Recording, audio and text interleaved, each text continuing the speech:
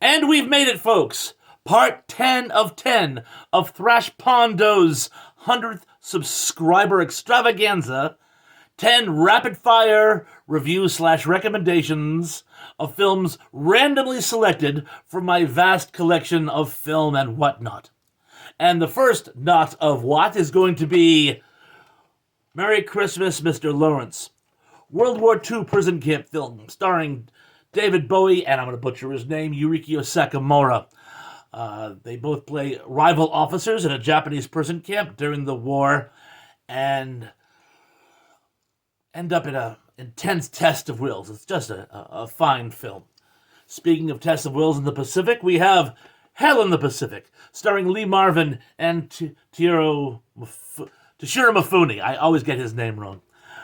It's basically Enemy of Mine, only set in World War II Earth instead of space in the future.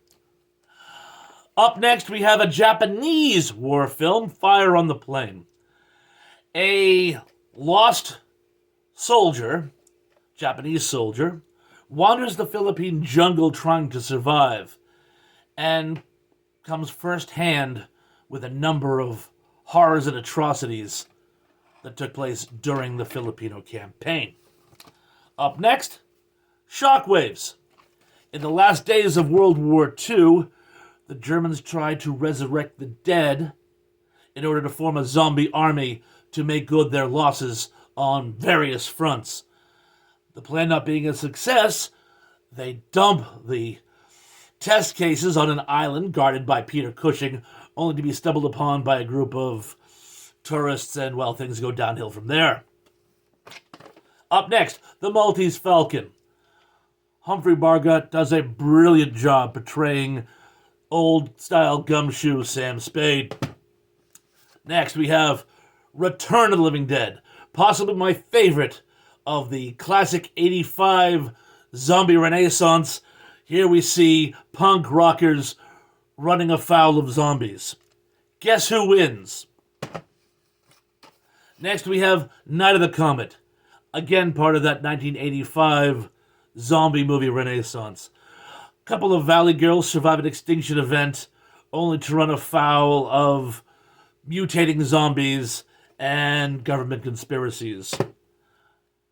It's a lot of fun. Next, we have The Last Valley. This is sort of a Seven Samurai situation, only a little darker. One of the few movies set during the 30 Years' War.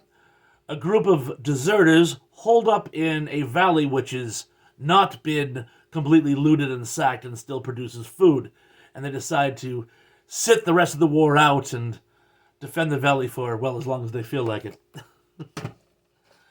Up next, we have 2019 After the Fall of New York.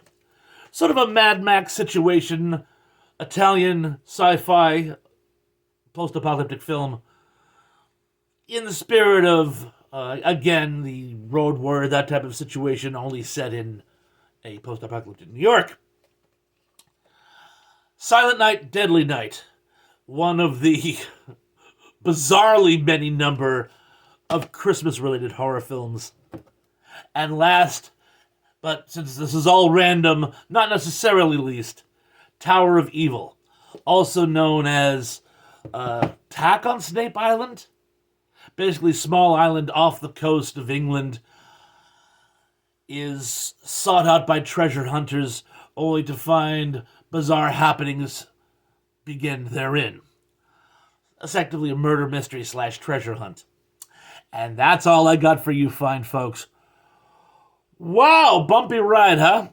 Anyway, that was a lot of fun. If you guys enjoyed it half as much as I did, then I enjoyed it twice as much as you. Be safe, keep watching.